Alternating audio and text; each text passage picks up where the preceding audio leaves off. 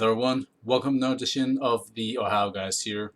My name is Christian Ocampo, and today I'm joined by another special guest. We have Madeline Dorroh. How you doing, Madeline? Hi, I'm doing all right. Thank you. How are you today? I'm doing great. It's Mother's Day as we are recording this interview. I'm very Uh-huh. excited to finally get a chance to interview you. I know you're slowly but surely making your way up in the voiceover industry, being part of these amazing projects, all these cool titles. And especially with you, we had a fun time getting to play Among Us a while back with Yeah, Brandon and the that was rest of really the gang. fun. So yeah, I'm very excited to finally have you here and to just get to know you on your stuff, your career. So to kind of get us rolling, why don't you tell us what is it like working in the industry today? Yeah, well, I think it's really exciting right now. Like right now especially. I don't know, for a while I've been kind of thinking that we're in sort of a golden age of content, especially animation. And for me especially it's been kind of interesting because I do voiceover and voice acting. But my day job is also as a production assistant in animation. So I've kind of been in the privileged position of I guess, getting to see things both from, like, an actor's perspective and from behind the scenes of a big production, and so it's all new to me and sometimes a little overwhelming, and I'm still, I guess, working on, navigating my way through and learning about everything, but, um, yeah, overall, I'd say it's just exciting more than anything, and I'm really excited to see, where things will go and how things will develop in the next few years. Yeah, same here. Especially for you, as I mentioned, you're slowly getting to be part of new stuff. You get casted in different shows, different video games. So I'm looking forward to seeing where 2021 will take you and Mhm, into the future as we get into 2022. mhm. All right, so I guess during your time in this industry, why don't you tell us what is your favorite project you have worked on? Good question. So, I think my favorite project is one that hasn't come out yet. I hope it will come out soon, but I don't know when it will. Um, so fingers crossed it's sooner rather than later. But if we're gonna talk about if we're gonna go off of things that have already come out, I'd probably say The Acorn Princess. It was a student animated short film, by students from Sheridan College, which is an animation school. Well, I think they do other things besides animation, but they have a pretty good animation program. Um, and it's definitely one I'm really fond of. I love the art style. I had a good experience working on it, and it's just really cute. So, um, I think that one's probably my favorite of those that have come out, but I'm really excited for things that are to come. So my favorite one hasn't come out yet, and I can't talk about it yet, but I really want to. Definitely. All right, and I guess to kind of cover some of your early work in the industry, why don't you tell us what was it like working on Project Wingman? Yeah, Project Wingman. So that was a really fun experience. We recorded it right in the middle of COVID. I mean, pandemic is still going on as of right now, but right smack dab in the middle of last summer. And it was really fun because so in Project Wingman, I play Hitman 1 weapon system officer Prez, and she's an optional character who will only appear if you choose to fly two-seater planes, that being a plane where there's room in the back for another person. And so if you select one of those planes, she'll be present and do like, attack call outs and be like, oh, we've been hit or whatever. So for some playthroughs, she won't even show up, but she was just really fun because I don't usually get to play like the sort of I don't know, cool fighter pilot, badass type characters. Normally I'm more like the idealistic young teen girls, which I like those too. Those are my bread and butter, but Prez is just sort of a breath of fresh air because I got to use more of my lower range. I got to be in these more intense situations that my characters often aren't in otherwise. Um, and also, just besides the actual recording being fun, Prez is very popular in the Project Wingman fandom, surprisingly. So it's been really fun just seeing all the fan art and fan content that people are making because, I mean, I grew up doing a lot of my own fan art and engaging in a lot of fandom stuff for lots of games and shows that I really enjoy, so it was just sort of cool being on the other end of that and being like, "Wow, I got to voice a character that people are excited about and really like," and that was a really cool feeling for me, so, I got nothing but good things to say about working on Project Wingman, and, it's definitely been one of my favorite projects. Yeah, I've seen it as one of your big highlights of what's in your career, but I haven't had a chance to check it out. So that's why you're kind of educating me with Project Wingman, which it really sounds interesting, and I'm actually glad that you're telling me more about it because I'm Yeah. definitely gonna really give it a shot whenever I get the time. Yeah, it's really fun. If you ever played Ace Combat, it's very similar to those games, but I haven't played Ace Combat, and I don't usually play those kinds of games, so for me it was all new. I'm not very good at the game itself though, so I kind of stuck to watching some playthroughs after the first couple missions because I couldn't really get through it all. But it's a really good time if you can get the hang of it. Definitely, I will definitely look into the gameplay on that. All right, now for another game you have to be part of, and this one really helped kind of boost your name out there with the ReZero franchise. This one was really anticipated like around November, December, and it was Mhm. finally released this past February. And this was the ReZero, The Prophecy of the Throne video game. What was like working Yeah. on that one?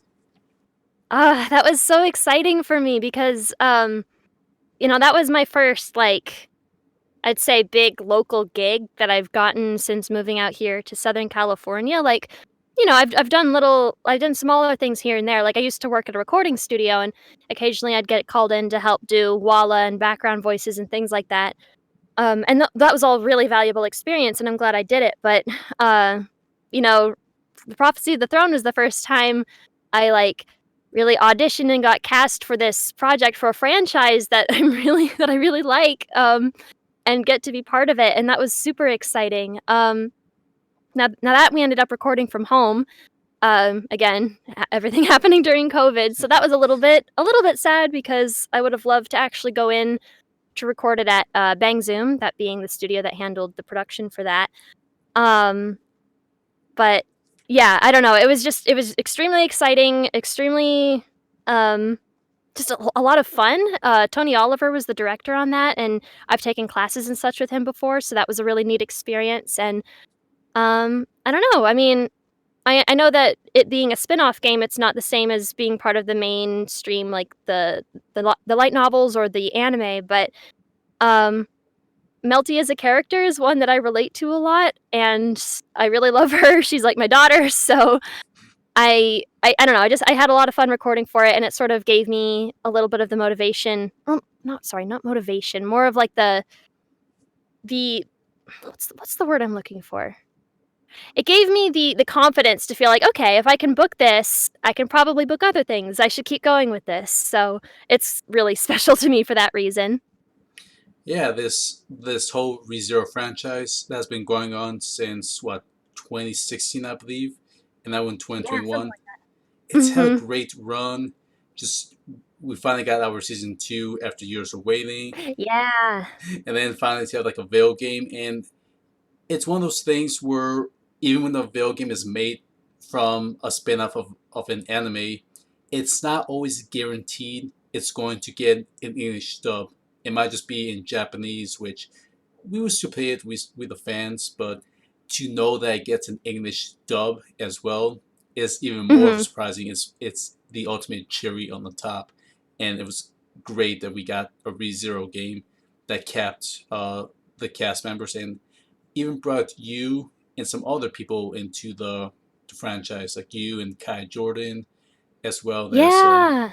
yeah. So Kai Jordan and Susie Young plays, Sakura, who's another character in that, and they're both fantastic. So, yeah, it was just really exciting for that reason, and, I don't know, one of my, I guess, small VO bucket list goals was like, "Oh, I wanna voice, like, the special girl who shows up in either, like, a movie or, like, a spin-off game or something and, like, never shows up again because there's a lot of those types of characters in different anime movies and games, and so I got to do that with Melty as in the ReZero game, and that was really exciting.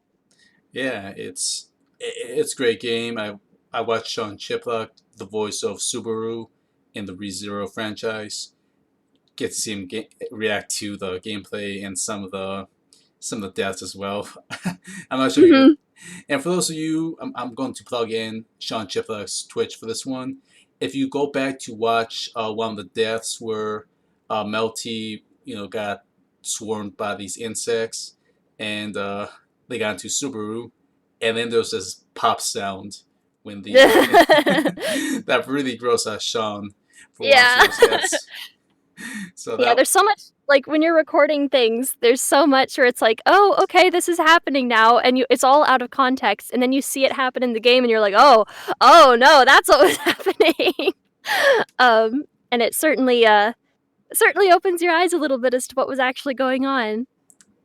Yeah, it sure was, and it's just having this game just open up different avenues of the story, and then just us, the player, just going through the storyline, being told in a different fashion than we used to in the anime series. So Mhm. yeah, I'm hoping we get more stuff like this, more games of other spin-offs. Hopefully, open more opportunities for other actors like you. Now getting to be in the universe in the video game form. So there's a lot of possibilities that can happen from here on out. Yeah, definitely.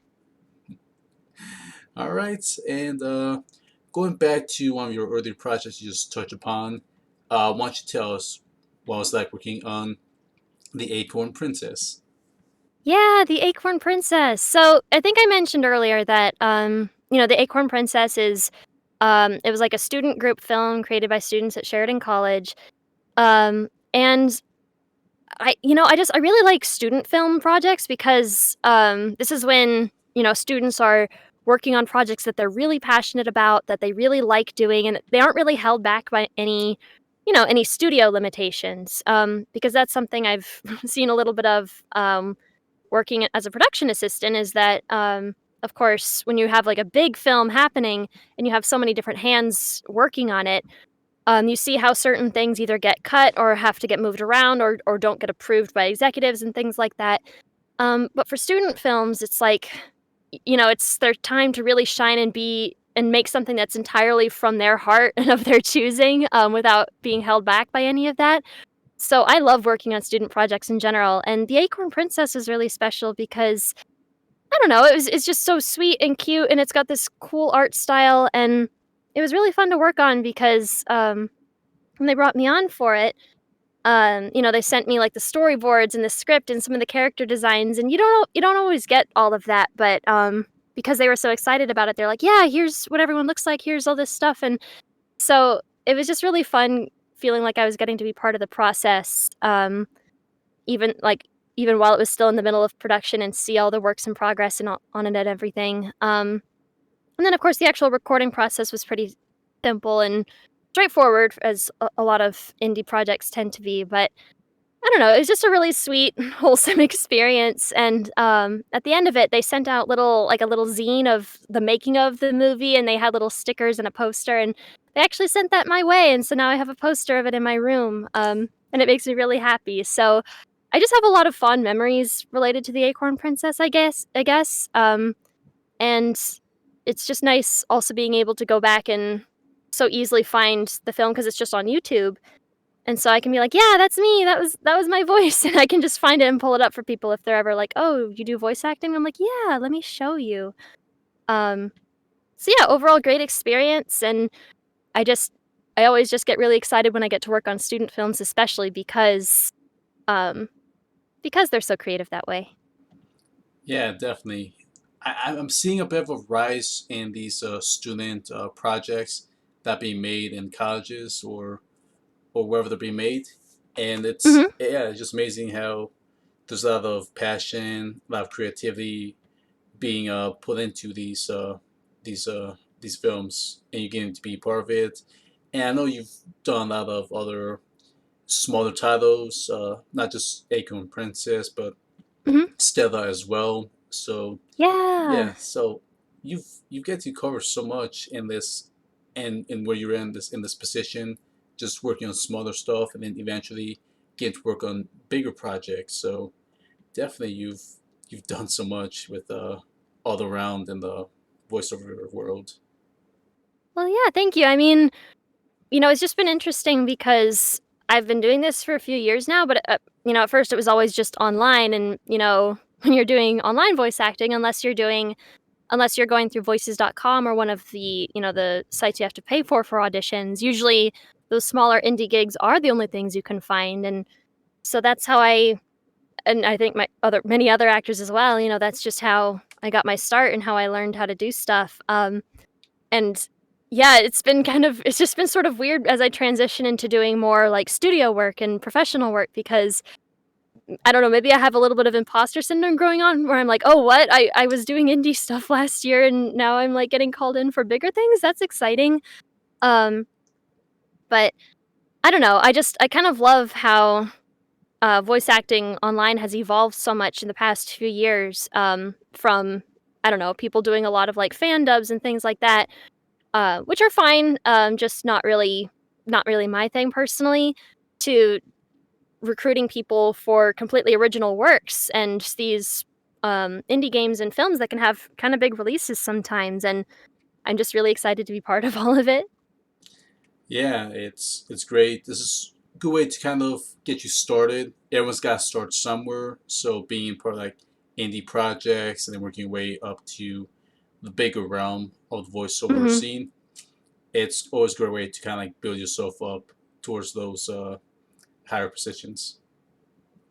Yeah, no, I'm really lucky to have gotten opportunities to do all kinds of different work. And I'm excited to see where it'll all lead. I don't really know yet, but I'm trying. I'm out here trying, so we'll see. Yeah, for sure. I mean, I can't say this with getting work done, stuff getting posted on YouTube. This one in particular, to kind of like jump base from Acorn Princess, and now you get to work in anime as of this year.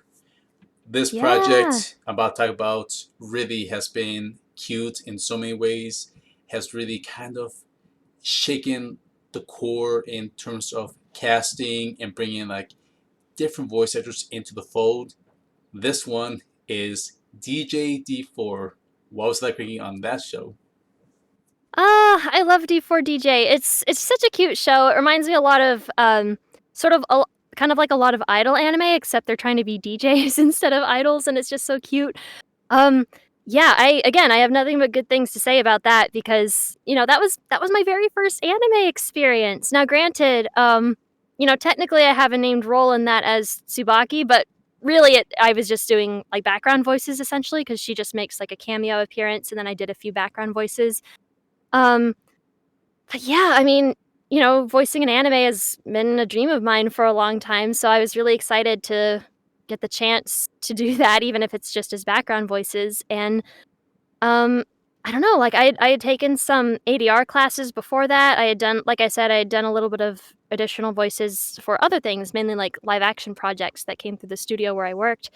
Um, but this is again the first time I was like actually emailed, like, and was like, "Hey, we want you to do these voices for this show separate from me actually already working at the studio or something." And so, that's that was really exciting for me, and I already really liked Tsubaki's character from the game and everything, so that was pretty hype.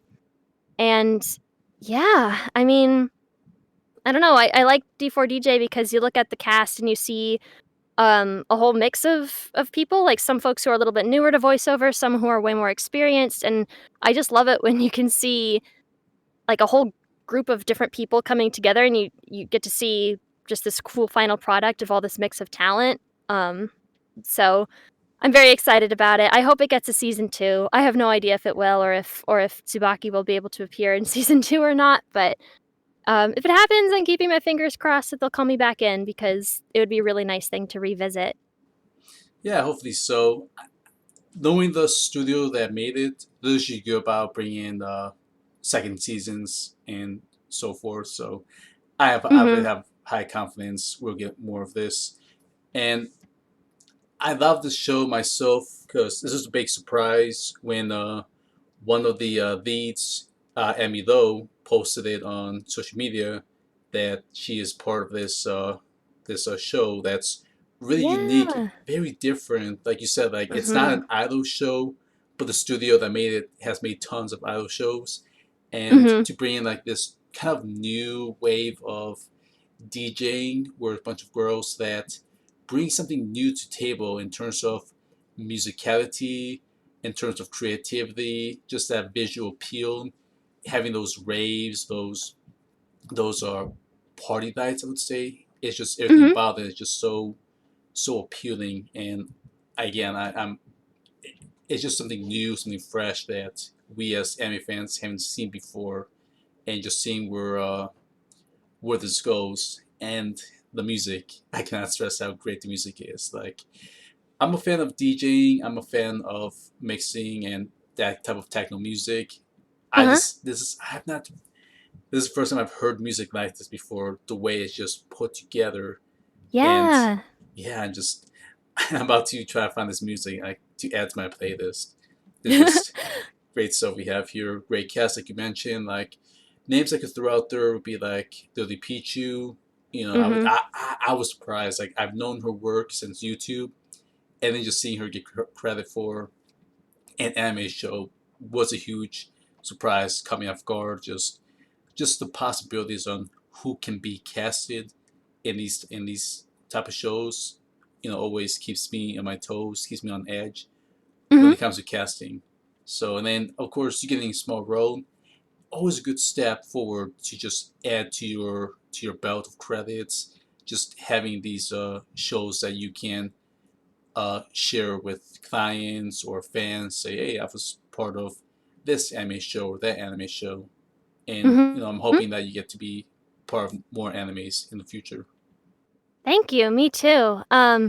Yeah, and sorry, just while you were talking, one other thing I wanted to bring up about D4DJ that I think is really cool is that it's in 3D, you know, I mean, like, it's 3D, but it's got kind of the look to it to make sort of replicate some of the look of the 2D shows, but I don't know, anime's been kind of moving into a direction of trying to do more 3D stuff, you know, we have D4DJ, Beastars, things like that, and it looks really good in 3D. Like, I think in the past, there's been instances where I didn't think it worked as well, but I think it works really well in D4DJ. So yeah, just like you said, I'm just excited to see where it goes. Fingers crossed we do get that season 2. But yeah, it was just a good experience kinda getting my feet wet with anime, and here's hoping it'll lead to more. Yeah, definitely. And just to kind of wrap things up with a new movement with 3D animation, it's definitely a great call because it helped with the comedic aspect. Aside of it being great with its music, with its visual appeal, getting across the that DJ realm, it is Mhm, great just seeing these high school girls just having these funny interactions, these funny moments where they crack funny jokes or they do something funny in a mhm, cute way. So it kind of helped illustrate those moments just to to jive home, you know, the funny part and to get a good chuckle out of me. So mhm, definitely it works great in this form. definitely. All right, so moving away from D4DJ, now we got the funny question I like to ask you. If you could be any character you have played in real life, who will you be? And you can mix and match. That's hard, Yeah, 'cause sometimes there's characters that I'm really fond of, but then it's like they've been through a lot, and I'm kind of like, I don't know if I want that aspect of it. Um, I mean, Tsubaki's really cool from D4DJ, right? Like, she can sing, she's got this awesome aesthetic going on, she's in her band with her friends, so I'd have to lean towards her, but also, Melty has powers, and I would kind of like to have magic powers of some kind, so maybe if I could somehow get the best of both worlds and be like, "Yeah, I wanna be this cool, talented singer who also has magic powers, like Melty's magic powers," I would take that, so maybe some kinda mix between the 2 of them. definitely. No, those two be great highlights. Just on what they can do, just you know, personality wise, how well they can have they connected with you, I can really see why you go with them. So great combination. Yeah, I mean, yeah, I feel like Melty is very much like me in terms of personality, but the thing that stops me about saying her is just, yeah, she's gone through a lot. She's had a lot happen to her, so I think I'd rather I think I'd rather stick with the character who's closest to our real world and just also happens to have a lot of musical talent, but then maybe just steal Melty's like healing powers. So, Yeah, no, that's a fair assessment. mhm. All right. So is there anything else coming out that you can talk about, or anything you want to plug in at this time? Ah, yeah, at the moment, I don't think there's a lot I can promote right now, but, I do have a Twitter that I'm on, like, way too often, so if anyone wants to follow me there, my Twitter is just at Madeline Dorroh, so at MadelinDorroh. You can see basically just me saying whatever's on my mind, plus, retweeting other people's, like, stuff to promote it, and then also just Pokemon Snap pictures because 'cause I've been playing a lot of new Pokemon Snap lately, and it's really good. So, if any of that interests you, you can follow me there, but otherwise, I think that's about it. Okay. Otherwise, fans can always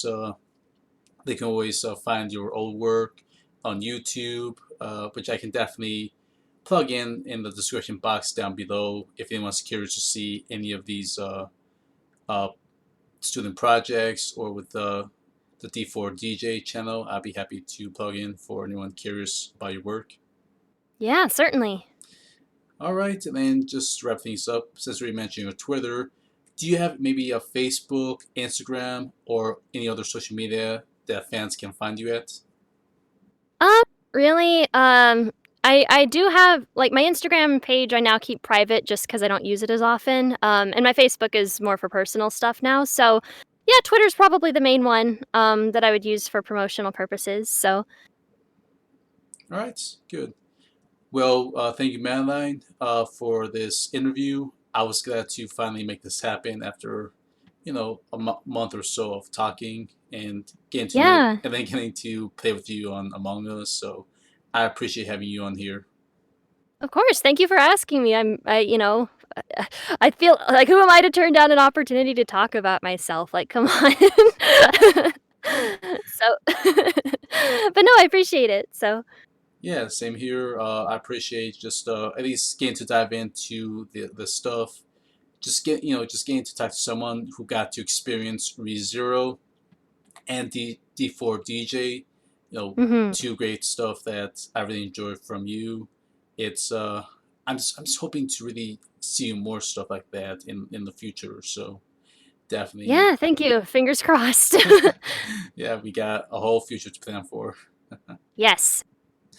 All right, and thank you to our viewers for tuning in for this episode of the Ohio Guys here. Thank you all, and I will be see you in the next video. Bye, everyone. Thank you.